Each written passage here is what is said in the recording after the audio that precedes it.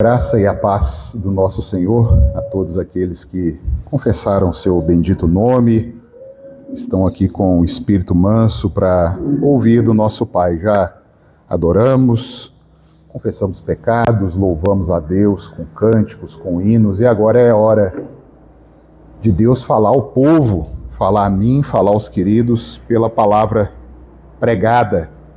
E como eu me propus aqui na congregação, continuaremos hoje a exposição do Evangelho de João. O Evangelho de João no capítulo 2. Hoje os versículos de 1 a 12. Lá na sede eu tenho feito a exposição de Êxodo. Hoje à noite eu estarei pregando lá em Êxodo 17, mas aqui pela manhã João 2.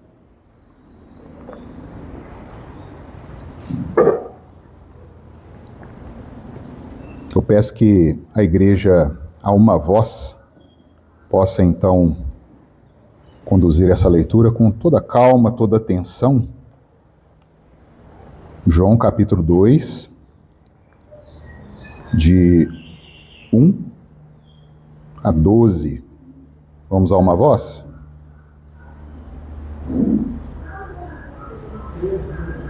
Pode ir. 13 dias depois, houve um casamento em Caná da Galileia, achando-se ali a mãe de Jesus.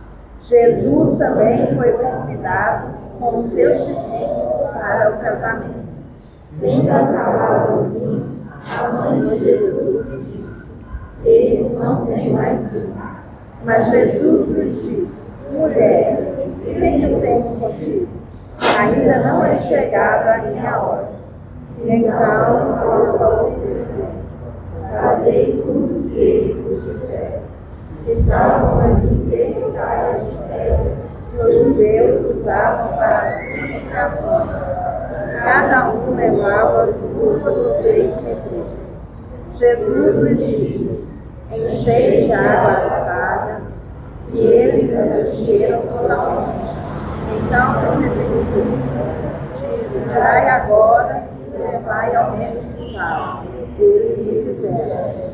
Tendo o mestre-sala provado a água transformada em vinho, não sabendo de onde viera, se bem que sabiam os serventes que haviam tirado a água, chamou o noivo e lhe disse: todos costumam pôr primeiro um bom vinho, e quando já beberam fartamente o segundo inferior.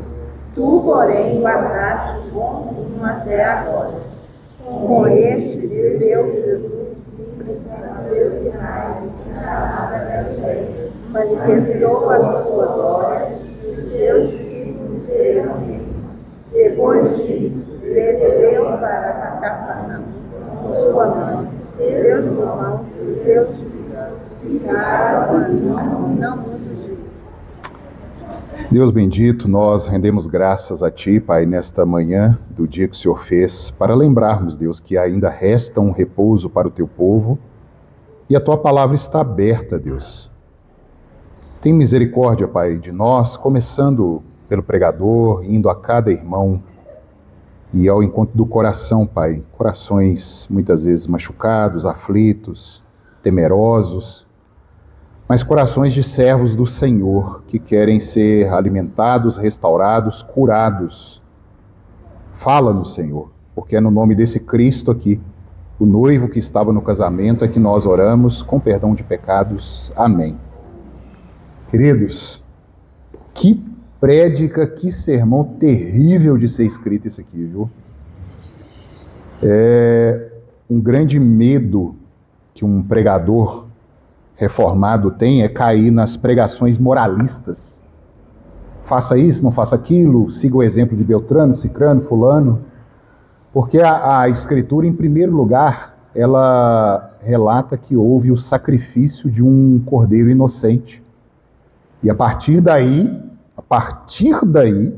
ela funciona como exemplo de alguma coisa. Antes, não.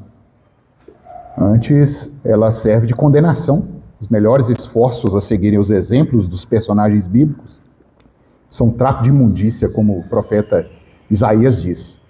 Após o reconhecimento de um sacrifício feito por você, você sim pode seguir os exemplos bíblicos. E eu já vi dezenas, assim, durante minha caminhada cristã, né, de devocionais, pastorais, pregações, que falam sobre esse tão conhecido texto, né? O mundo conhece isso aqui, né? Quando você tem uma dificuldade, vai transformar água em vinho.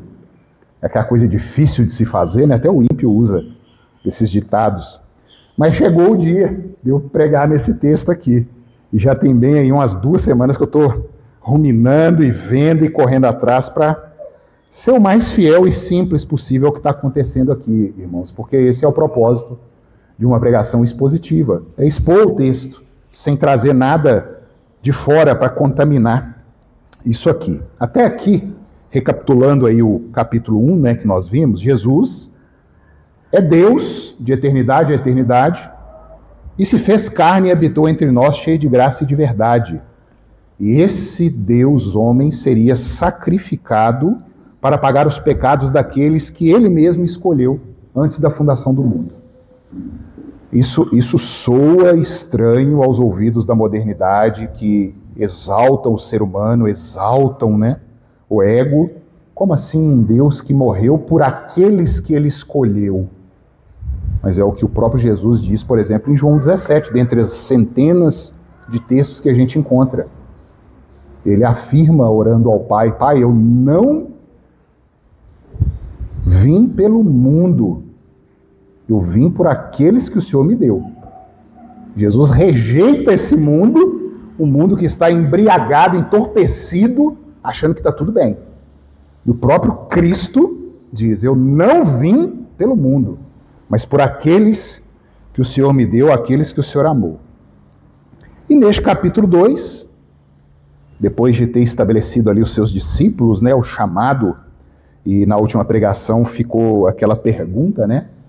A pergunta que Jesus fez a Filipe e Natanael, que buscais? O que vocês querem? É a pergunta que ele faz a cada um aqui hoje. O que buscais? Nós temos aqui um casamento, meu irmão. E é curioso perceber que esses sinais que Cristo, a partir de agora, vai manifestar a sua glória por meio deles, começam exatamente algo tão importante, tão contundente, né, um milagre do próprio Deus encarnado, acontece em um casamento.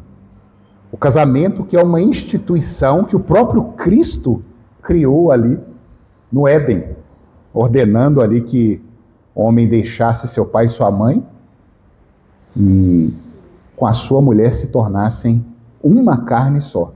Uma ordenação criacional, é para a humanidade essa ordenação. Um casamento que não é um sacramento, como defende a Igreja Católica Romana, mais 6 ali, né?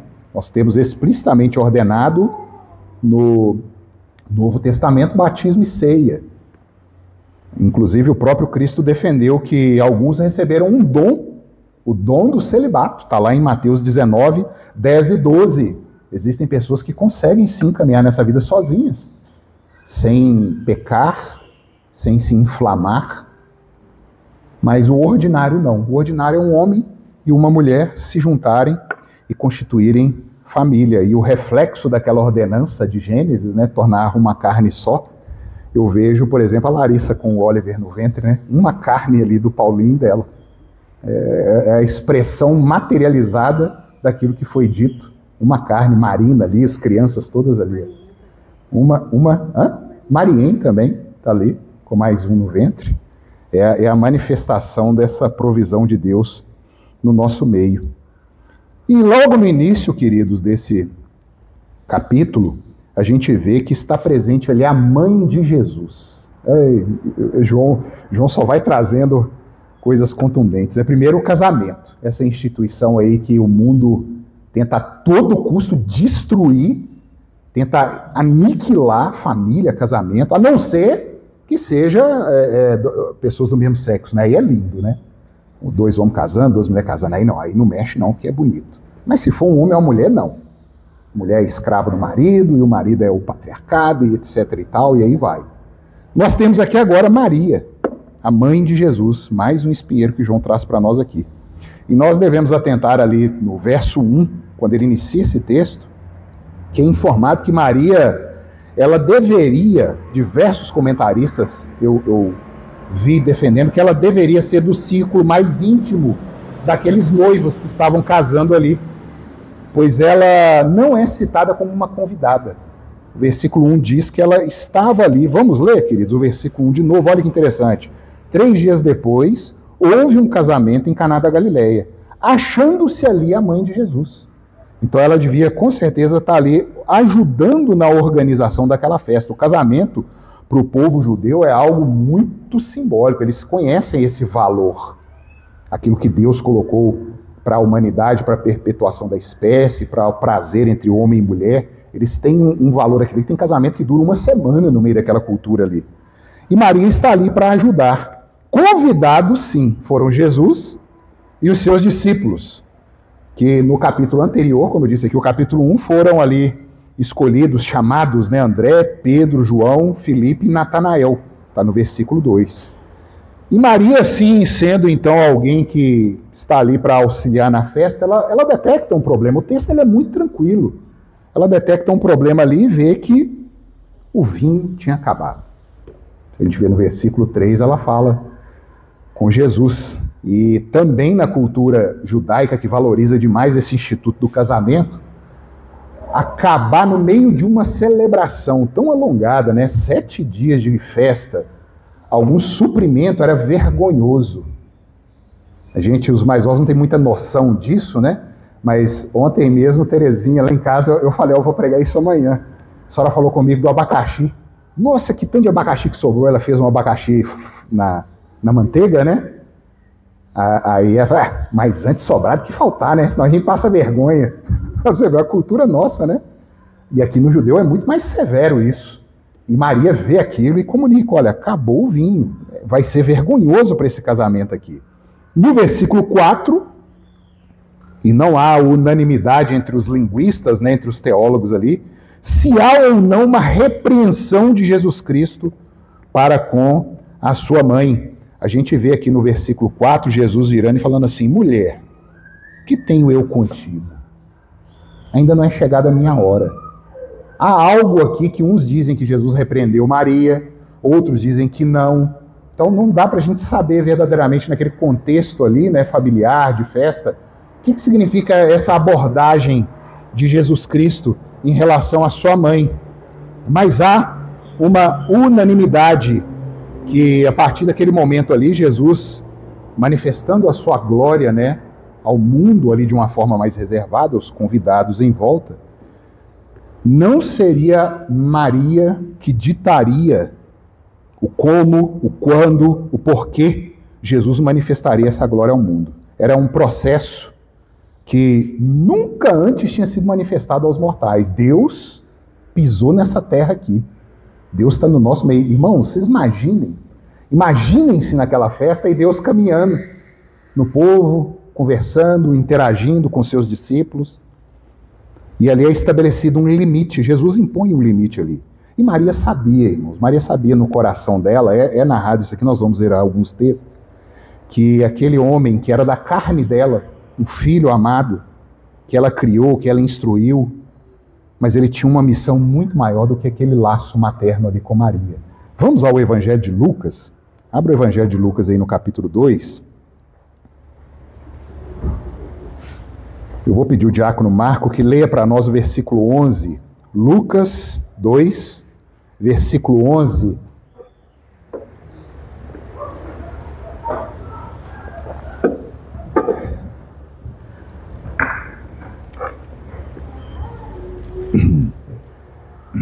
É que hoje vos nasceu na cidade de Davi o Salvador, que é Cristo o Senhor. Nasceu um homem da carne de Maria. Lê para nós 17 e 19, meu irmão. 17 a 19, do mesmo capítulo. E vindo, divulgaram o que lhes tinha sido dito a respeito deste menino. Todos os que o ouviram se admiraram das coisas referidas pelos pastores. Maria, porém, guardava todas essas palavras, meditando-as no coração. Vocês já pararam para pensar? A mãe de uma criancinha, o Salvador do mundo, e Maria, a mãe, a pessoa ali que está junto com José para proteger aquela criança, guardando no coração tudo aquilo que foi revelado a ela. Por favor, meu irmão, vai em capítulo 29. capítulo 2, deixa eu ver aqui, versículo 30. Porque os meus olhos já viram a tua salvação. Simeão do templo, um bebê e um profeta gritando, os meus olhos viram a salvação. Ainda fala, Senhor, já pode despedir o teu servo, já pode ir embora. Já acabou o meu propósito nessa terra aqui. Era conhecer o Salvador do mundo. E novamente, versos 34 e 35, por favor, meu irmão. Simeão os abençoou e disse: Maria, mãe do menino, eis que este menino está destinado tanto para a ruína como para o levantamento de muitos em Israel, e para ser alvo de contradição. Também uma espada transpassará a tua própria alma, para que se manifestem os pensamentos de muitos corações. 48 até 52 agora. Logo que seus pais ouviram, ficaram maravilhados. E sua mãe lhe disse: Filho, por que fizeste assim conosco? Teu pai e eu, aflitos, estamos à tua procura. Ele lhes respondeu: Por que me procuráveis? Não sabieis que cumpria estar na casa do meu pai? Não compreenderam, porém, as palavras que lhe disseram? E desceu com eles para Nazaré, e era-lhe submisso. Sua mãe, porém, guardava todas essas coisas no coração. E crescia Jesus em sabedoria, estatura e graça diante de Deus e dos homens. Aí nós temos um salto cronológico de criança bebê para 12 anos, e Maria guardava todas aquelas coisas no coração. Talvez as mães aqui presentes, não os pais, que a gente já é mais bronco, né? Mas as mães que geraram, que estão gerando, têm essa sensação em relação aos seus filhos. É de si, é do seu corpo. Maria vendo Jesus, mas Jesus ali estabelecendo um limite. Maria era sabedora que não seria ela que ditaria a agenda de Cristo. Aquela santa mulher e mãe se reconhece e se recolhe à sua missão, e aí ordena os servos que estavam ali em volta: fazei tudo o que ele vos disser. Maria transfere qualquer prerrogativa, queridos, que possa haver aqui para Cristo. Ele é o mediador entre Deus e os homens. E Cristo, por sua vez, não permite que aquele casamento fracassasse. Nos é dito que talhas, vasilhas, pedras, eu vi um vídeo no YouTube, procurei por talhas em Israel, e lá tem um museu, e tinha essas talhas lá, e só podiam ser carregadas por 2 ou mais homens, viu? Em torno aí de 30 a 40 litros essas talhas de pedra, né, que são as medidas que são dadas aí em metretas, estavam ali, e Cristo ordena que elas sejam cheias de água, enche de água. Depois de cheias, Cristo simplesmente ordena que sejam levadas ao chefe da festa. Hoje, esse chefe da festa aí seria como um maître d'hôtel. É o maître, né, que coordena ali aquele evento que está acontecendo, coordena os serviços. E aqui, irmãos, nós estamos assim naquilo que, em uma narrativa bíblica, é conhecido como a crise. Aqui é a crise do texto. Faltou vinho, põe água e leva. Foi, e aí? O que vai acontecer, né? Estabelecida a crise, está posto todo o desenvolvimento do fato, e o que será resolvido daqui em diante é o desenrolar. E nos é informado pelo apóstolo que o chefe do serviço, então, querido, se espantou com a qualidade do vinho que fora servida.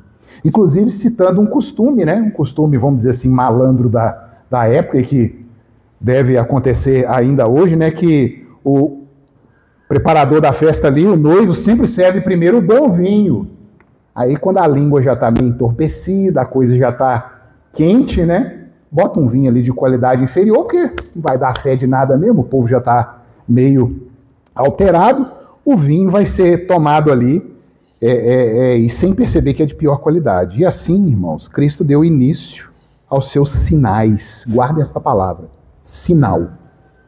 E é aqui que é o divisor de água entre a gente fazer uma pregação moralista e uma pregação redentiva do propósito de Deus nessa terra. Sinais, isso será importante.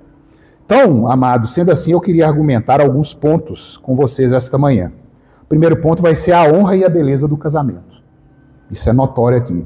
Deus iniciar a sua manifestação da sua glória num casamento. Isso é extraordinário. Em segundo lugar, o santo de Deus celebra. Irmãos, nós celebramos. A vida não precisa ser um peso sobre os filhos de Deus. Existe alegria no mundo crente. Eu vim de uma época que minha família toda católica. E lá em Nova Lima eu tinha uma tia, minha tia Carmen, da Deus é Amor. Eu tinha pavor de ir na casa dela, não tinha televisão, não tinha, sai até não sei aonde, coque no cabelo e não faz isso, não toque naquilo, um pouco aqui, um pouco ali, e é preceito sobre preceito, preceito. É o que a gente viu aqui na EBD hoje. Um negócio terrível. E isso assombra o mundo, irmãos. Por favor. Crente come, crente bebe. Nós vamos dar uma pincelada nisso aqui. Por fim, o sinal que eu pedi para vocês guardarem aí. A transição da antiga para a nova aliança. Esse é o fato teológico aqui, quando Cristo inicia a manifestação da sua glória no meio daquele povo. Então, a honra e a beleza do casamento, deste preceito. Queridos, a igreja do Senhor Jesus é composta por doentes. Doentes em processo de cura. Ele fala, né? Eu vim para os doentes. Ele sendo ali extremamente irônico e ácido, né? Porque os fariseus não se viam necessitados. Nós somos filhos de Abraão. Que conversa que é essa? Então Jesus é como se ele dissesse ali, vocês não precisam não. Vocês não estão doentes. Mas aquele que se reconhece carente, necessitado, doente, eu vim para esses. Ele veio para uma igreja em recuperação. Os sãos não precisam de cura. Vivemos um momento, amados, muito estranho na igreja. É a quantidade de pessoas que tiveram, presta atenção, a igreja veio para os doentes. E hoje nós temos um fenômeno da quantidade de pessoas que tiveram casamentos arruinados, divorciados, mas são filhos de Deus. Pessoas que são crentes, que creram no Evangelho e na cura, inclusive para esse pecado. De um lado, meus queridos, pensemos, verdadeiramente, temos a banalização desta instituição divina. E do outro lado, nós temos um purismo, como se já estivéssemos no céu. E se alguém divorciou, acabou, não tem mais jeito não, é pecado mortal. A gente vive os dois extremos. Pastores casando 4, 5, 6, 7 vezes, e do outro o endurecimento, como se fosse um casamento imaculado que fosse a condição da pessoa ir para o céu e não a fé. É o terrível ser humano trabalhando dentro da igreja do Senhor. A gente vê isso lá em João 4, se Deus quiser nós vamos chegar, né? Nessa sequência de exposições, a mulher samaritana, a abordagem de Jesus com ela. E do outro lado a gente vê os fariseus como tratavam o casamento e ainda se apoiando na carta de divórcio de Moisés, como se aquilo ali fosse uma desculpa, né? Para se poder terminar um matrimônio. Queridos, o casamento ele foi constituído para ser apenas uma vez. É um casamento. Uma união entre um macho e uma fêmea, porque hoje está complicado falar homem e mulher, né? Ah, eu me sinto mulher, eu me sinto homem, esse negócio de eu me sinto é terrível. Isso não existe na igreja do Senhor, não. É entre um macho e uma fêmea. Anatômica e biologicamente construídos e harmonizados. Já perceberam? Eu falei aqui, eu anotei aqui, né? Como que essa cultura nossa, né? Entre um macho e uma fêmea, abominação o casamento. Mas entre um macho, uma fêmea, não tem problema não. Pode casar. Satanás está operando nessa terra, irmãos. E esse tipo de união não é abençoada por Deus. Não é. Não funciona. Nós temos trabalhado aqui na igreja com muitos arquétipos. A gente tem insistido com a igreja aqui nos estudos de quinta, nas EBDs, que a Escritura, o Antigo Testamento principalmente, é um grande arquétipo para a gente entender a vontade de Deus para nós. O Egito é o pecado, a caminhada no deserto é a nossa vida de peregrinação por esse mundo, Moisés é um tipo de Cristo, eu sempre tenho explicado isso. A nova Canaã, a Jerusalém do alto, é a Canaã de baixo, simbolizando e apontando para ela. E o casamento é um arquétipo. O casamento ele não tem um fim em si mesmo. O casamento ele é temporário. Mirka está lendo o livro do John Piper lá, né? Casamento temporário. O casamento é temporário. Ele aponta para algo além dele. E o casamento aponta para a união de Cristo com a igreja. Tanto que o Senhor diz aos fariseus, né? Vocês não conhecem nada. Porque lá no céu a gente não se casa, não se dá em casamento, não precisa mais disso. O sinal foi cumprido. A união de um homem, de um macho com uma fêmea, simboliza a união de Jesus com seu povo. E na glória, no retorno de Jesus Cristo, no alto das nuvens, esse sinal já não é mais necessário. A realidade apareceu. Cristo veio celebrar as bodas do Cordeiro. Por isso que o casamento é temporário. Paulo faz esse vínculo entre a igreja e Cristo em Efésios capítulo 5, de 22 até 33, nós não vamos ler aqui não. E assim como era para serem unidos para sempre, né? Corpo e alma do homem, um ser integral, inseparável. Assim era para ser o casamento. Só que o corpo e a alma foram separados, queridos. Pelo quê? Pelo pecado. E assim, casamentos são dissolvidos pela dureza do coração, pelo pecado. Mas há perdão, há restabelecimento, há paz com o Senhor. E o casamento, ele não é um ente à parte. Não, o casamento ali não. O casamento é essa união. E são pecadores que o destroem. Pecadores com coração duro, que levam a uma situação de dissolução. Então, queridos, o casamento existe porque homem e mulher se uniram para simbolizar a união de Cristo com a igreja. E o Senhor, como que confirmando esta gloriosa instituição, começa a operar ali os seus milagres numa festa de casamento. Primeira menção ali que nós temos de João, de Jesus em um lugar comunitário depois, né, obviamente, do seu batismo ali em João Batista, que João nem narra, mas os outros evangelhos narram. Jesus aparece numa festa de casamento, demonstrando a honra e a beleza que o casamento deve ter no nosso meio, irmãos. Por favor, meu querido, eu já recebi casais com problemas, já recebi esposas, maridos de forma separadas. Não deixa a coisa arruinar, não. Está complicado, está tendo problema, procura o pastor, põe o pé no freio, procura um presbítero, procura um irmão. Não deixa a coisa caminhar. E eu falo aqui um pecador que já teve problema no casamento e que precisa de ajuda, como os irmãos. Não deixa a coisa degringolar, porque nós somos maus. E o coração petrificado, ele vai se endurecer mais ainda. Por causa de dureza de coração, é que Moisés instituiu a carta de divórcio.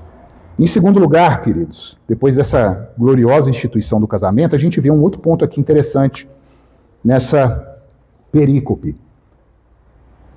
Os santos de Deus celebram, queridos. Como eu falei aqui, a vida não precisa ser um peso para o Filho de Deus. Infelizmente, devido à produção cultural e o próprio exemplo dos que se dizem cristãos, né? Há um fardo colocado sobre os ombros dos crentes que Cristo nunca nos mandou carregar. Queridos, o crente celebra. O crente come, o crente bebe, o crente ri, brinca, se alegra. A gente precisa de deixar a vida pior do que ela já é.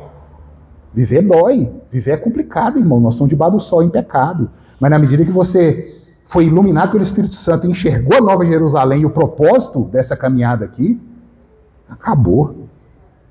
E a gente não precisa colocar esses fardos sobre nós. Vivemos numa cultura sombria sobre o que é ser crente, o que é ser um cristão. Ao confessar Cristo, automaticamente, de acordo com a cultura que é produzida aí, né, todos os prazeres santos da vida são lançados fora. Não te é lícito mais nada. É o texto de Paulo ao contrário, né? Nada te é lícito, nada convém. Mas não é isso que está falando a Escritura, não. Tudo me é lícito, mas nem tudo convém. Agora, com a prudência, iluminados pelo Espírito Santo, nós vamos saber caminhar nessa terra. Me escutem, irmãos, por favor. O vinho que Jesus transformou da água aqui é alcoólico. Vamos parar de bobagem. O vinho na cultura judaica é alcoólico. O povo acha um absurdo. Não, porque o vinho não era vinho, era suco de uva. Não, tinha álcool no vinho. Não é à toa que muitas citações bíblicas vão severamente contra o quê? A embriaguez. Eu não me embriago com suco de uva, não, ué. Eu não me embriago com água, não. Eu me embriago com bebida que contém álcool. E aqui está o saber caminhar na vida como um crente, celebrando a vida, sabendo que tudo é lícito, mas não vou me deixar dominar por nada. Não faz sentido dizer, como muitos teólogos crentes hoje alegam, defender a abstemia, por exemplo, defender que era suco de uva, é desonestidade com as Escrituras. A gente lê isso em Efésios 5,18, não vos embriagueis com vinho, onde há dissolução, mas enchei-vos do Espírito. A gente vê isso em 1 Coríntios 11, os versículos 20 a 21, Paulo instruindo a ceia, e aquele texto é muito bonito, né? O que eu recebi do Senhor eu entrego a vós, que no dia que o Senhor foi crucificado e tal. Mas Paulo estava xingando a igreja versículos antes ali. Fala, o que vocês estão celebrando aí não é ceia, não. É qualquer outra coisa, mas não é ceia do Senhor, não. Porque há gente que se embriaga, há gente que está comendo antes do outro, não deixa para o outro irmão comer. Paulo está lá sentando a taca na igreja. Gente se embriagando no dia da ceia do Senhor. Esse povo de Corinto é o povo que quando Paulo chega e queria ir embora, Deus fala assim, pode ir porque eu tenho muita gente aí, prega. O mesmo Paulo que queria ir para Acaia, ele fala assim, o Espírito não me deixou ir para lá. Mas quando eu estava passando por Corinto, querendo ir embora, o Espírito falou, vai lá e prega. Tem muita gente minha. É a igreja, irmãos. É a igreja de Deus. A igreja que o Senhor veio salvar. Meus queridos, cada pessoa, cada irmão, cada crente em Deus, ela vai ter um pecado a ser tratado de forma mais intensa e atenta. E se a embriaguez é um problema na sua vida, não beba! Simples assim. Mas não diga que é pecado aquilo que a Bíblia não diz ser pecado, e nem diga que não é pecado aquilo que a Bíblia diz que é pecado. As Escrituras não são sobre você, não são sobre o que você acha, o que você pensa, o que você diz ou como você age, mas sobre o que Deus quer do seu povo, e Ele quer um povo alegre, com a esperança nessa caminhada e indo para a glória, a despeito das lutas que vêm sobre nós. Eclesiastes 10:19 registra assim, irmãos, a festa faz-se para rir, o vinho alegra a vida e o dinheiro atende a tudo. Olha que coisa sensacional, né? Eu falo que abençoado o crente que sabe curtir uma festa com prudência, abençoado o crente que sabe tomar uma bebida boa com prudência, abençoado o crente que tem dinheiro e com prudência. Você imagina o que o autor dos Eclesiastes estão dizendo aqui. É uma maravilha.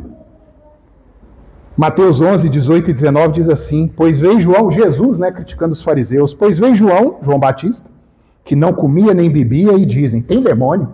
A turma dos fariseus é assim, né? Tudo está errado, tudo tem problema. João Batista tem demônio. Veio o Filho do Homem, que come, que bebe, e dizem, eis aí um glutão e um bebedor de vinho, amigo de publicanos e pecadores. Quando a gente quer arrumar problema, não interessa. A gente vai ser igual esses fariseus aqui. Se não bebe e não come, tem demônio. Se bebe e come, é glutão e bebedor. Não interessa. Mas muita atenção, meus queridos. O bispo Riley, um comentário dele, eu achei interessante, né? Cuidado com a frivolidade. Cuidado com o desregramento. Cuidado com uma vida de pecado. A festa, a caminhada, a alegria, tudo é santo e tudo é puro para aqueles que são puros. Paulo fala isso a Tito. Rejeitemos a festividade pecaminosa e de duplo sentido. Se posso ir a um lugar que Cristo foi, devo ir com o mesmo espírito dele. É o que o bispo Riley nos registra. Porque essa mesma alegria, essa mesma festividade aqui, pode nos servir como desgraça. Paulo alerta os diáconos e os presbíteros da igreja, não sejam chegados a muito vinho, não se entreguem excessivamente ao vinho. Vocês estão vendo o equilíbrio, irmãos? Uma festa de casamento, Jesus Cristo colocando ali naquela festa quase 400 litros de vinho para festividade, para alegria, de forma santa, sem embriaguez, o próprio Deus celebrando ali com aquele povo. Aqui na congregação nós tivemos, 15/12 agora, o encontro, né? Foi uma bênção lá, tudo com ordem, tudo com decência, com santidade, brincadeiras, risada. Ganhei bastante chocolate, porque o povo tá ruim de Bíblia, vocês estudam a Bíblia, hein? Nós tivemos brincadeira lá, eu enchi o bolso de chocolate, ainda bem. Mas espero que a próxima festa nossa, nós estamos querendo marcar aí, vocês estejam mais preparados. Mas tudo tranquilo. Coisas que em si não são pecaminosas, mas que podem vir a ser. Tudo me é lícito, mas nem tudo convém. Tudo me é lícito e não me deixarei dominar por nada. Por nada. Antigamente, né, eu lia os textos do Antigo Testamento, especialmente ali dos primeiros livros da Escritura, Levítico, Números. No deserto, Deus convidava o povo em determinadas datas a celebrar. Deus falava, hoje é festa. Você chama aí mendigo, chama viúva, órfão, todo mundo vai comer e celebrar. Aí eu ficava lendo aqui e falei, meu Deus, olha aqui. Né? Eu podia ter vivido uma época dessa, né? Imagina Deus com prazer. Eu imaginava assim, uma grande mesa, né? Os filhos de Deus à roda da mesa, ele na ponta da mesa, e celebrando alegremente com o povo. Aí veio aquela ficha assim, o Espírito Santo, né? Olha, mas você faz isso hoje com a igreja do Senhor? Ele não faz, não? Eu falei, eita, é exatamente isso que a gente faz. É exatamente, porque senão eu não creio que Jesus cumpriu a promessa dele de estar conosco até a consumação dos séculos. Quando nós nos reunimos, o Senhor está conosco, celebrando, festejando. Entendamos isso, queridos. Caminhemos para a maturidade da fé. Mais uma vez, tudo me é lícito, mas nem tudo convém e não vou me deixar dominar por nada. Em terceiro lugar, irmãos, a nobreza e a honra do casamento. O crente celebra, o crente festeja, ri, brinca. E por fim, o sinal que eu falei, que é o mais importante aqui desse texto dessa manhã. A transição da antiga aliança para a nova aliança. No versículo 11, a gente vê a palavra sinal. Olha aqui nos é dito por João. Com este, deu Jesus princípio a seus sinais em Caná da Galileia. Manifestou a sua glória e os seus discípulos creram nele. Queridos, o milagre, João mesmo registra no final desse evangelho aqui, que se ele fosse registrar todos os sinais que Jesus fez, não haveria livros nesse mundo para escrevê-los. Mas os que foram escritos para que a gente creia que Jesus é o Filho de Deus. Esse é o propósito dos sinais aqui. Pode ser que nunca mais vai acontecer um milagre aqui de um cego enxergar, um mudo falar. Estava cumprido. Cremos que Deus é poderoso para operar sinais no tempo que Ele quiser e como Ele quiser. Mas o propósito aqui das manifestações miraculosas de Jesus foi para mostrar o Filho de Deus está no nosso meio. E Ele domina sobre essa existência. A palavra aqui no original é semeion. Sinal, marca, uma indicação. Se é um sinal, ele já não tem um valor em si mesmo. Um sinal aponta para alguma coisa. Se eu estou viajando para a praia, eu vejo na BR aí, Guarapari, Mineiro é Guarapari, né? Guarapari, 300 quilômetros. Aí eu ando um tiquinho, Guarapari, 200 quilômetros. Mais um pouquinho, Guarapari, sinais que estão me indicando que ainda resta uma jornada, ainda resta para chegar. Se eu ver uma placa Guarapari 100 quilômetros e parar ali e ficar admirando a placa, vocês vão me chamar de doido. Ué, o que você está fazendo aí? É mais 100 quilômetros para chegar. Só que a gente está ligado a sinais na Escritura dessa forma, admirando a placa na beira da BR, ao invés de olhar para onde esses sinais apontam. O reestabelecimento da alma, a liberdade do pecado, a reconciliação e paz com Deus, mas o povo hoje está enfeitiçado, eles querem o milagre, eles querem o sinal, eles não querem o Deus do sinal, eles querem o sinal. Nós precisamos compreender, semeiam, aponta para algo, aparece 77 vezes no Novo Testamento. E aponta para o quê, meus irmãos? Que sinal é esse de uma água usada para purificação, para as lavagens mosaicas, né? O povo se submetia a isso, transformada em vinho.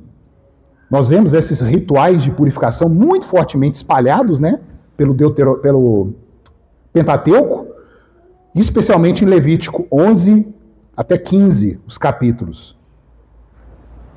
Era necessário para o sacerdote adentrar o templo se lavar. Ele aspergia tanto sangue quanto água. E essas talhas eram responsáveis por essas purificações. Purificações exteriores que deveriam apontar para algo. Apontar para o quê? Para uma purificação de coração, de alma. que o homem nunca poderia fazer por si mesmo. E Jesus, o Cordeiro de Deus, como João Batista defende no capítulo anterior, ele veio derramar sangue para a verdadeira aliança, aliança no seu sangue, cujo vinho representa. Nós vamos participar daqui a pouquinho aqui. Jesus está dando uma demonstração clara que todos aqueles rituais da infância da igreja, voltando aqui a nossa EBD hoje, né? Aquilo que Deus usou para ensinar o povo dele, chegou ao fim. Chegou agora a realidade daquilo que foi ensinado. O vinho agora simboliza exatamente o sangue da nova aliança para perdão de pecados. Essa é a finalidade dessa manifestação gloriosa que Jesus Cristo faz. Chegou no meio de vocês aquilo que João Batista já falou. Eis o Cordeiro de Deus que tira o pecado do mundo. E pegou Cristo o pão, tendo dado graças, partiu e disse: este é o meu corpo, que é entregue por vós. Comei dele todos. E tendo tomado o cálice, tendo dado graças, disse: este é o meu sangue, o sangue da nova aliança. Bebei dele todos. Ah, irmãos, a Bíblia é maravilhosa demais. E esse aprofundamento nosso nos traz paz, nos traz segurança para caminhar, não buscando ficar parado na beira da BR olhando para uma placa, mas caminhando para onde essas placas indicam, para a glória, para a realidade, para a verdade. Queridos, caminhando para o final, não menospreze o casamento. Não coloque a sua voz, o seu coração, para cantar com o coral infernal do mundo. Não menospreze o casamento. Bispo Riley, novamente eu cito aqui, onde o casamento não é valorizado, não há como ter relacionamento com Cristo. Os que menosprezam o casamento não têm a mente de Cristo. Curto e grosso. Cristo vai celebrar o casamento com a sua noiva imaculada no grandioso dia, nas bodas do Cordeiro, aonde o casamento temporário não existirá mais, mas o verdadeiro casamento nosso com Jesus Cristo. Apocalipse 19, de 7 a 9, diz assim: alegremo-nos, exultemo-nos, demo-lhe a glória, porque são chegadas as bodas do Cordeiro, cuja noiva, a igreja, a si mesma já se ataviou, pois lhe foi dado vestir-se de linho finíssimo, resplandecente e puro, porque o linho finíssimo são os atos de justiça dos santos. Olha como que João interpreta, né? A veste, os adornos, são as nossas obras entregues por meio do sacrifício de Cristo. Aquilo que a gente faz por amor a Deus é a vestidura da igreja. Então me falou o anjo: escreve, bem-aventurados aqueles que são chamados à ceia das bodas do Cordeiro. E acrescentou: são estas as verdadeiras palavras de Deus. Meus irmãos, a nossa experiência não pode definir o que é bom ou o que é ruim debaixo desse sol, mas a palavra de Deus. Nós não somos chamados a emitir juízo daquilo que Deus emitiu juízo. Tiago fala isso para nós. Segundo lugar, não torne a vida mais difícil do que ela é, meu querido. Por favor.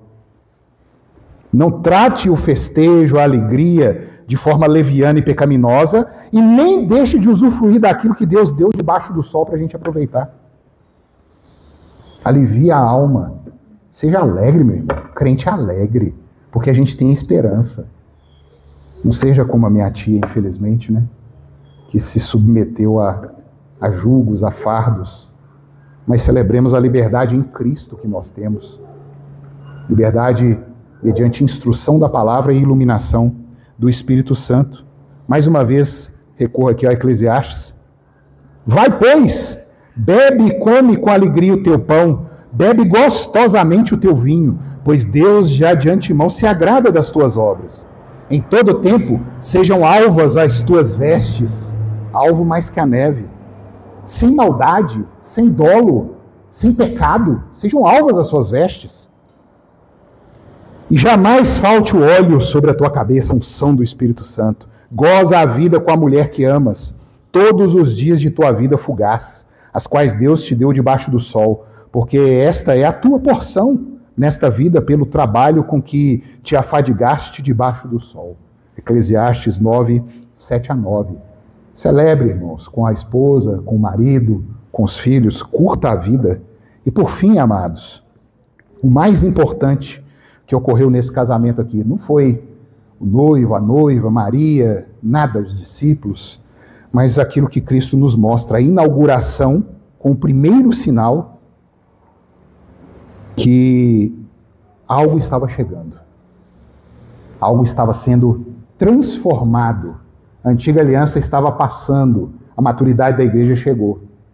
E o sangue seria derramado pelo povo de Deus. Cristo inaugura aqui o primeiro sinal de muitos daquilo que ele faria pelo seu povo, pela sua noiva, pela igreja. Em uma festa que aponta para esta obra do Cordeiro, o noivo, com N maiúsculo agora, Jesus, mostra que as cerimônias e rituais estavam chegando ao fim. Que a lavagem com água apenas nunca poderia tirar pecado e dar vida e alegria. Mas que o sangue que ele derramou e que é tomado por nós agora, nessa ceia que nós vamos celebrar, é o único capaz de dar perdão de pecados e confirmar essa nova aliança que estava iniciando. Vamos ficar de pé, queridos? Vamos orar?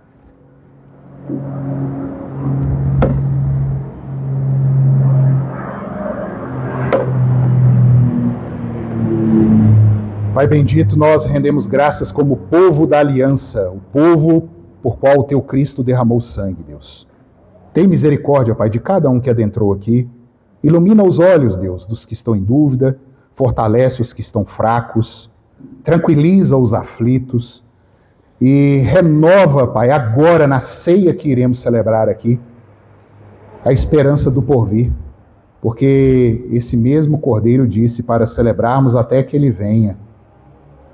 E se, Pai, ele encarnou, se ele falou que morreria, se ele falou que ressuscitaria, e ele falou que volta, será que ele não vai cumprir isso? Ajuda-nos, Deus, perdoando o nosso pecado e guardando o nosso coração e mente nesse Cristo. E é em nome dele que oramos, com perdão de pecados. Amém. Queridos, podem se assentar, passaremos à ceia.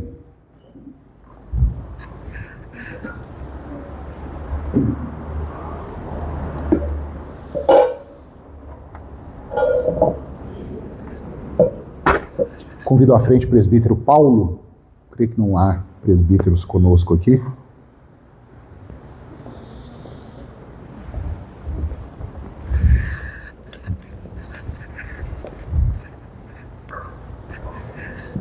Por favor, meu irmão. Irmãos, eu sempre lembro do presbítero Jaime. Um símbolo tão pequeno, um pedacinho de pão, e o fruto da vide aqui não está fermentado, o que significa algo tão grandioso que a gente viu agora, a nova aliança no sangue e no corpo de Jesus que foi moído por nós. Aquele que estende a mão à ceia, apesar de si mesmo, das dúvidas, das lutas, pode ter a certeza que Cristo vai cumprir essa promessa. E que nele nós temos perdão de pecados. Então eu convido aos amados que vão participar deste momento, aquele que está em plena comunhão com uma igreja verdadeiramente evangélica, que confessou a Cristo como único e suficiente Salvador. Não existe Maria, Paulo, qualquer outro que tenha passado por essa terra, mas unicamente a Cristo, uma igreja que crê especificamente, unicamente na Escritura como palavra de Deus, e que são salvos pela fé e pela graça para a glória do Senhor, estão convidados a ficarem de pé para a distribuição dos elementos. Por favor, irmãos.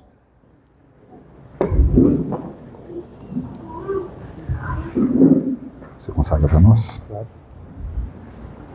Deus amado, Pai bendito, que alegria é estar diante desta mesa. Oh, Deus. Podemos nos achegar, porque o Senhor mesmo enviou o seu Filho para nos converter a Ti. Amém. Como foi pregado, reconhecemos este símbolo tão precioso, o sangue de Cristo, que nos dá a vida nova, que Opera nesse meio, Pai. Todos aqueles sinais que apontavam para este evento que haveria de se consumar, a morte de Cristo. Sim, meu Deus. A lavagem com água, mas aqui estamos diante do ofício de Cristo, crendo que através dessa obra nós ganhamos uma vida ao teu lado, remissão de pecados, e estamos aqui, Deus, para participar dessa mesa. Opera, Pai. Nos convidou. Louvado seja o teu nome, pedimos que o Senhor possa tirar estes elementos do uso comum, Amém. consagrá-los para essa Santa Ceia, e queremos que não só o memorial também, Deus, como Amém. estamos orando, e Amém. a pregação mesmo nos trouxe à mente a obra de Cristo, mas não apenas o memorial, queremos que esta mesa nos edifica, nos fortalece. Amém. E assim pedimos que o Senhor possa dar o teu Santo Espírito para cada um de nós, Deus, para perseverarmos, para não nos afastarmos do Senhor, porque sabemos que de nossa natureza não podemos fazer nada Sim, sem meu o Deus. Senhor. E assim pedimos que através dessa mesa tão bendita o Senhor possa fortalecer mais uma vez a tua igreja. Assim nós oramos, no nome do Senhor Jesus Cristo. Amém. Amém. Amém. Queridos, aguardemos a distribuição. Tomemos da ceia juntos, por favor, presbítero. Senhor, pega. Tá aqui.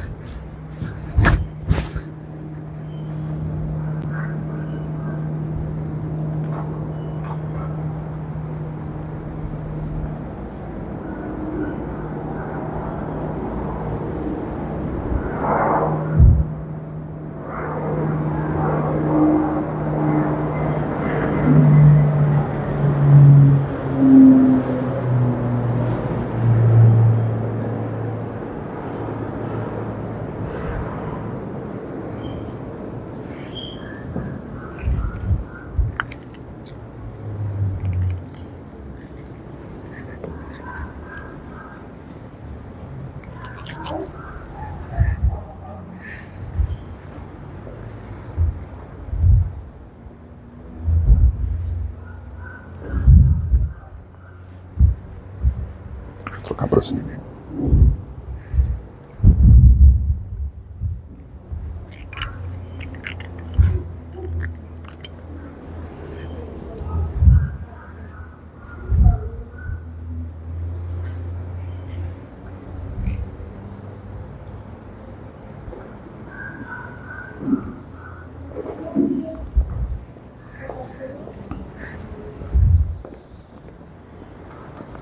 Irmão, o corpo e o sangue do nosso Senhor. Queridos, comamos e bebamos até que o nosso Senhor venha.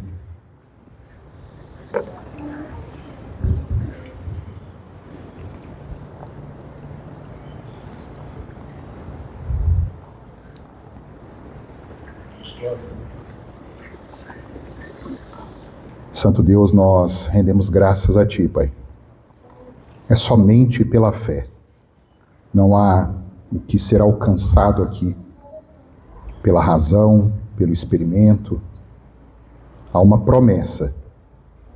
E aqueles que estenderam a mão e tomaram, eles creram nessa promessa, Deus, que haverá um dia em que o trono será instaurado e o juízo será colocado.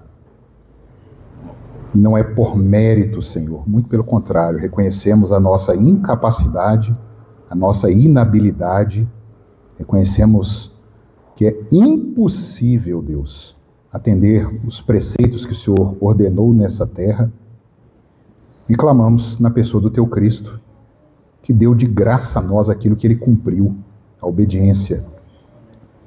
Louvado seja o Senhor que providenciou redenção aos filhos de Abraão. Aos anjos o Senhor não fez isso, a Tua palavra diz. Mas a descendência santa de Abraão o Senhor fez. E se encontram aqui, Pai, irmãos, não do sangue judeu, mas da fé. Como Teu servo instrui aqueles que creram e andam nas pisaduras de Abraão. Abençoa, Pai. Tem misericórdia, opera este milagre, Deus, e nos mantém nessa caminhada. Em nome de Jesus. Amém. Queridos, fiquemos de pé. Recebam a bênção. O Senhor te abençoe e te guarde. O Senhor faça resplandecer o rosto sobre ti e tenha misericórdia de ti. O Senhor sobre ti levante o rosto e te dê a paz. Que a graça e a paz do nosso Senhor Jesus, o amor de Deus, o eterno e todo-poderoso Pai, e as consolações benditas e doces do Espírito esteja sobre todo o Israel de Deus, agora e para sempre. Amém. Amém.